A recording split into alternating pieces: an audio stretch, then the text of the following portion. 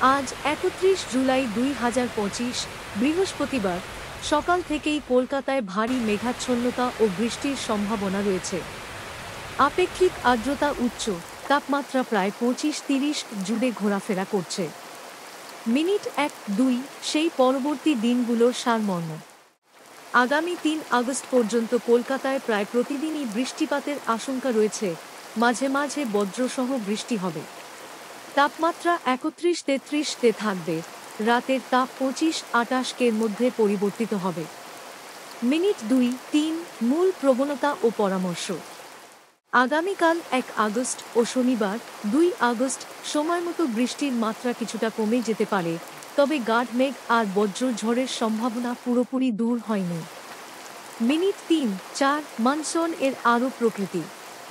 কলকাতার জুলাই মাসে ৪ দিনের মধ্যে সর্বোচ্চ বৃষ্টিপাত রেকর্ড হয়েছে, মোট ৫৯৩ মিলি। এটি গত ৮ বছরের সর্বোচ্চ সংখ্যক বছর।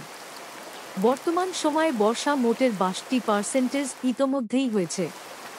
জলাবদ্ধতা, ট্রাফিক জ্যাম ইত্যাদি সমস্যা ঘটতে পারে, তাই পূর্বপ্রস্তুতি নেওয়া জরুরি। মিনিট ৪-৫ আশপাশের অঞ্চলের আপডেট। পশ্চিমবঙ্গের উচ্চ অঞ্চলে যেমন দার্জিলিং, জলপাইগুড়ি, পুঞ্চ বিহার অক্টোবর থেকে শুরু করে মেঘলা ও ভারী বৃষ্টিপাত হতে পারে। তেজস্তা নদীর এলাকায় সিকিমে ভূমিধসের কারণে রাজ্য ও বঙ্গের উপকূলীয় যোগাযোগে বিঘ্ন ঘটেছে। মিনিট ৫-৬ পরবর্তী সপ্তাহের ভাবনা। আগামী ৩-৬ আগস্টের দিনগুলিতে মোটামুটি অবিরাম ভারী বৃষ্টিপাতের আশঙ্কা রয়েছে, বিশেষত সন্ধ্যা ও রাতের সময়। দিনের তাপমাত্রা ৩২-৩৩, রাতের তাপমাত্রা ২৭-২৮ থাকবে। মিনিট ৬-৭ দৈনন্দিন জীবন ও প্রস্তুতি। ১ বৃষ্টির ব্যবস্থা, ছাতা, হালকা মাস্ট বাজার বা রেইনকোট সঙ্গে রাখুন।